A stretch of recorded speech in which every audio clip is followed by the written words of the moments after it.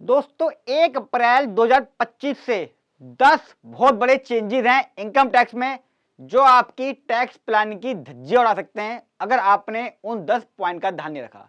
तो आज की वीडियो उसी के ऊपर है। Chartered accountant, advocate, tax consultant, article एक दूसरे को शेयर करें और वीडियो जरूर देखें कि 1 अप्रैल 25 से यानी कि 31 मार्च को ही रात को 12 बजे आपको ध्यान रखना है कि ये सब चीजें पहले मैं कर चुका हूं ताकि ज्यादा से ज्यादा फायदा मिल सके मेरे YouTube चैनल एक्सपर्ट सी सचिन पर, इंडिया का इकलौता प्रैक्टिकल चैनल। लाइक, सब्सक्राइब और वीडियो को शेयर करना ना भूलें। दोस्तों पहला point, new tax slab, new tax regime में 12 लाख रुपए तक पे कोई टैक्स नहीं है अगर नॉर्मल इनकम है बिजनेस वाली, और अगर सैलरी वाले हैं, पेंशन वाले हैं तो 12,75,000 तक बनता है, वो अपना 1 अप्रैल 25 से आ जाएगा।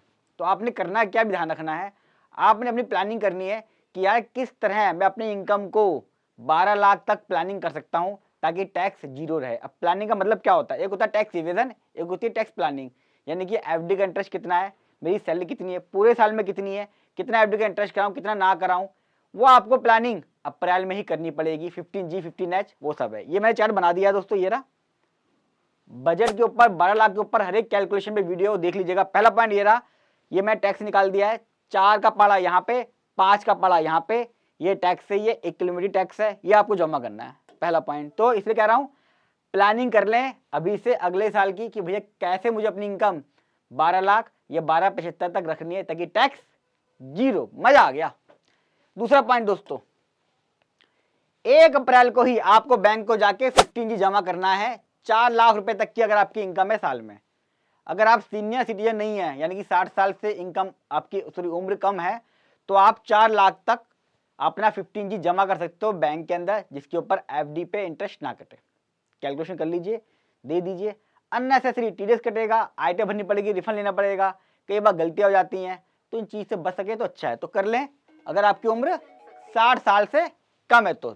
तीसरा point important, 15H senior citizen 15H जमा करते हैं दोस्तों अगले साल यानी कि 1 अप्रैल 25 को ही आप अपना 15H जमा कर दे सीनियर सिटीजन अगर आपकी पूरे साल में इनकम 12 लाख तक है या 12,75,000 तक है अगर पेंशन या सैलरी इंक्लूड है। क्योंकि एज पर नोटिफिकेशन अगर किसी भी सीनियर सिटीजन जो 60 साल या उससे ऊपर है अगले फाइनेंशियल में हो जाता है तो, यही फाइनेंशियल में हो गया तो भी, और रिबेट 87A के बाद उसका टैक्स लायबिलिटी जीरो है तो वो 15H जमा कर सकता है। तो दोनों में थोड़ा सा फर्क है। तो 1 अप्रैल को जाके बैंक में जमा कर दीजिए, कई जगह ऑनलाइन भी है। वीडियो दोनों के ऊपर कंप्लीट बनी हुई है, हर एक टॉपिक पे डिटेल में वीडियो बनी हुई है। 194T सेक्शन आया था दोस्तों पिछले बजट में 24 में, जिसमें लिखा था कि ये अगले बजट से लागू होगा यानी कि 1/4/25 से लागू होगा। क्या लागू होगा, अगर आपके पास पार्टनरशिप फर्म है या LLP है और आप उससे कोई भी salary, remuneration, bonus, interest, commission किसी भी तरह की पेमेंट करते हैं पार्टनर को तो आपको 10% टीडीएस काटना है हर बार। अगर साल के अंदर 20,000 या उससे ऊपर ज्यादा हो जाता है, 20,000 से ज्यादा हो जाता है तो काटना पड़ेगा। सिर्फ और सिर्फ अगर मैं ड्राइंग विड्रॉ कर रहा हूं तो नहीं है, मैं अपनी कैपिटल विड्रॉ कर रहा हूं तो टैक्स नहीं लगेगा, मैं अपना प्रॉफिट विड्रॉ कर रहा हूं तो उसके ऊपर कोई भी टीडीएस नहीं लगेगा। सिर्फ इसके ऊपर salary, remuneration, bonus, interest, commission अगर विड्रॉ कर रहे हो आप पार्टनरशिप फर्म या LLP से तो 1 अप्रैल 25 से टीडीएस काटना मत भूलना वरना खर्चा डिसअलाउड है ना। प्रैक्टिकल बातें पहले से एडवांस बता रहा हूं मैं आपको। पांचवा दोस्तों, एक सेक्शन था 206AB और 206CCA, वो कहता था कि अगर किसी व्यक्ति को आइटम भरनी थी और उसने अपने पिछले साल की आइटम नहीं भरी तो आपका इस साल टीडीएस डबल रेट से काट लेना, हायर रेट जो होगा ट्वाइस। बड़ी ही अजीब विडंबना है देश की, ऐसा कानून बनाते हैं जो व्यक्ति टैक्स ही जमा नहीं कर पाया या आइटम नहीं भर पाया पिछले साल, आप कर उसका और डबल काट लो। यार ये क्या बात हुई, पहले पता करना चाहिए था कि क्या रीजन है, क्यों नहीं कर पा रहा। अब ये समझ ही नहीं पाए, इनसे इंप्लीमेंट ही नहीं हुआ, ये सिस्टम नहीं बना पाए तो उन्होंने क्या बोला, अब इसे नोट एप्लीकेबल कर दो फाइनेंशियल 26 से।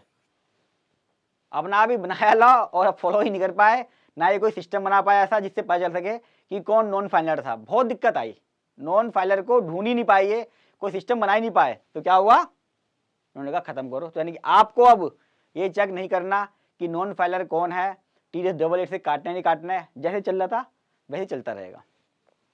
टीडीएस की लिमिट इंक्रीज हो गई दोस्तों 194J के अंदर 30,000 से 50,000, कमीशन के अंदर एफडी का इंटरेस्ट सीनियर सिटीजन का 50 से 1 लाख एफडी के ऊपर टीडीएस, ये सब चीजें काफी चेंज हो चुकी हैं। मैं इसके ऊपर एक सेपरेट वीडियो बनाऊंगा और टीडीएस को लेके एक सीरीज बनाऊंगा जहां पे आपको मैं टीडीएस के बारे में बहुत बारीकी से समझाऊंगा कि किस तरह इसको फॉलो और बुक्स ऑफ अकाउंट में रिकॉर्ड किया जाता है, क्या क्या इंप्लीकेशन। अगर आप भी इंटरेस्टेड हैं तो कमेंट में लिखिएगा टॉपिक कुछ चाहते हैं अपनी चीजें, मैं वो भी इसके अंदर इंक्लूड करूंगा। पूरी सीरीज कम से कम 5 से 10 वीडियो बनाऊंगा इसके ऊपर, बहुत अच्छी टॉपिक है। तो टीडीएस की लिमिट इंक्रीज हो गई है, तो जब आप 1 अप्रैल 25 से टीडीएस काटना शुरू करें तो लिमिट चेक कर लें। दिक्कत क्या आएगी, आपने किसी का जैसे 94J के अंदर 30,000 से 50,000 हो गया, किसी को आपने 40,000 की पेमेंट करी और आपने टीडीएस काट लिया और जमा भी करा दिया, वो आपसे लड़ेगा। वो कहेगा जब लिमिट 50,000 रुपये थी तो आपने मेरे 40,000 रुपये क्यों काटा टीडीएस, मेरा पैसा क्यों काटा, मुझे रिफंड करो। आप कहोगे जमा हो गया यार तो रिफंड ले लियो, कहेगा रिफंड तो पूरा साल पड़ा हुआ है यार, आपने मेरा अप्रैल में काट लिया, भाई जब वापिस कर मेरे को, मुझे नहीं पता।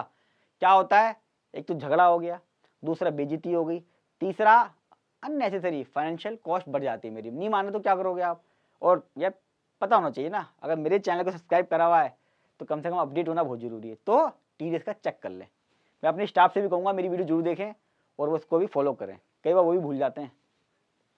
एक लिमिट हो गई इंक्रीज फॉरेन रेमिटेंस दोस्तों, जब कभी भी हम विदेश में पैसा भेजते हैं तो सरकार उस पर भी टैक्स लगाती है। सरकार कहती है तुम विदेश से बाहर तो चले गए हो पर इंडिया के टैक्स से नहीं बच सकते, 20% तक टैक्स लगता है। अरबपति पता नहीं कितने जा चुके हैं विदेशों में, वीडियो बना चुका हूँ उसके ऊपर भी मैं। तो सरकार कहती है भैया टैक्स कटेगा, तो वो 7 लाख तक सरकार ने माफ किया था 31 मार्च 25 तक। 1 अप्रैल से वो लिमिट 10 लाख हो गई है। यानी कि अगर एक घर में हस्बैंड और वाइफ हैं, दोनों 10-10 लाख भेज देते हैं बाहर विदेश में अपने बच्चों को पैसा भेज रहे किसी भी चीज़ के लिए, तो कोई भी टीसीएस काटने की जरूरत नहीं है, कोई भी टैक्स नहीं लगेगा पर इंडिविजुअल 10 लाख रुपए की। तो हस्बैंड वाइफ हैं तो मैं मानता हूँ 20 लाख साल का बहुत ज़्यादा है, टैक्स प्लानिंग कर सकते हो, पहले से मैंने बता दिया है। तो आप इसके ऊपर सेपरेट वीडियो बनाऊंगा दोस्तों मैं कि क्या क्या चेंजेस आए, किस किस के अंदर कितना टीसीएस है, कैसे वो लिमिट 10 लाख की आप अप्लाई करोगे, बड़ी इंपॉर्टेंट होगी, देख लीजिएगा। एक है आपका टीसीएस ऑन एजुकेशन लोन, बेड़ा गर्ग उसका जिसने एजुकेशन लोन के ऊपर भी, अगर आप बच्चे को विदेश में भेज रहे हैं पढ़ाने के लिए और आप एजुकेशन लोन ले रहे हैं 80E वाला, तो उसके ऊपर भी टीसीएस करता था 0.5%, हालांकि बहुत कम रेट है, पर यार क्यों काटूं मैं। एक एजुकेशन, एक आदमी पढ़ाई करने के लिए अपनी प्रॉपर्टी गिरवी रख रहा है, एजुकेशन लोन ले रहा है और उसके ऊपर भी टैक्स पे करेगा और फिर रिफंड लेगा, यार क्या प्रोविजन बनाया, समझ नहीं आया, हटा दे। चलो 1 अप्रैल 25 से ये भी हट गया कि फाइनेंशियल 25-26 के अंदर एप्लीकेबल नहीं है ये। हालांकि सिर्फ एजुकेशन लोन पर है, सेल्फ फंडिंग पे नहीं है। सेल्फ फंडिंग पे 10 लाख से ऊपर पे कटेगा, उसकी वीडियो बनाऊंगा अलग से, लिखा ना मैंने, बताऊंगा डिटेल में उसके बारे में।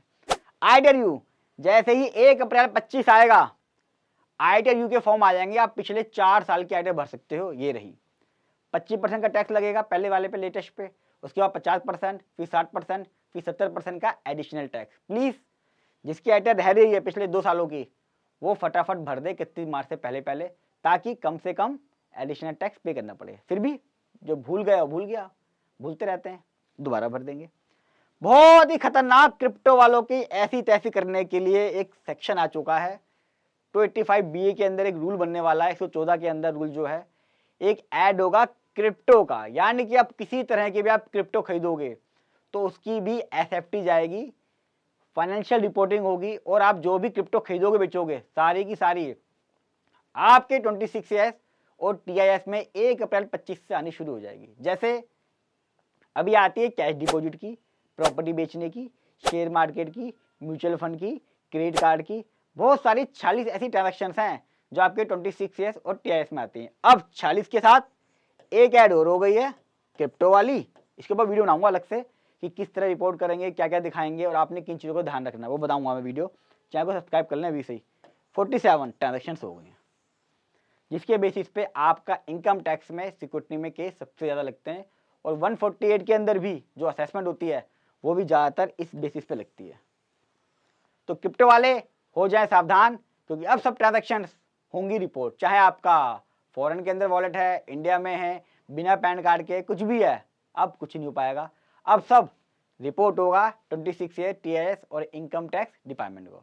वीडियो कैसी लगी दोस्तों कमेंट बॉक्स में जरूर बताइएगा। अगर प्रैक्टिकल लगी हो तो लाइक करिएगा, साथ में अगर फर्स्ट टाइम आ रहे हैं चैनल को सब्सक्राइब कर लें। इंडिया का इकलौता चैनल है जहां पे मैं आपको सिर्फ प्रैक्टिकल बात बताता हूं, आपकी टैक्स प्लानिंग, लाखों रुपए की पेनल्टी, असेसमेंट, सब चीज़ों के बारे में सही जानकारी सिर्फ और सिर्फ मेरे चैनल पर। और दोस्तों कुछ क्वेरी हो वो मेरे से पूछ लीजिएगा, किसी टॉपिक पे चाहता वीडियो बनाऊं वो लिख दीजिएगा। और दोस्तों जितना हो सके फेसबुक, व्हाट्सअप, अपने सर्कल में स्टाफ को, सीए को, एडवोकेट को, सब जगह इसको शेयर करें, ताकि 1 अप्रैल 25 से जो भी चेंजेस होने वाले हैं आप उसकी प्लानिंग अभी से कर सकें। 2-2 दिन लेट होने से कई बार मामला खराब हो जाता है, पूरी प्लानिंग साल की खराब हो जाती है और हमें लाखों रुपए के इंटरेस्ट और पेनल्टी पे करनी पड़ती है। तो मेरी वीडियो प्रैक्टिकल है, जितना हो सके शेयर करें। और जो मेरी मुहिम है, किसी के पास भी इनकम टैक्स का नोटिस ना आए, आप भी मेरी उस मुहिम में जुड़ जाएं, सिर्फ और सिर्फ इस वीडियो को व्हाट्सएप ग्रुप पे शेयर करके। जल्द मिलूंगा अगली वीडियो में, तब तक के लिए नमस्कार।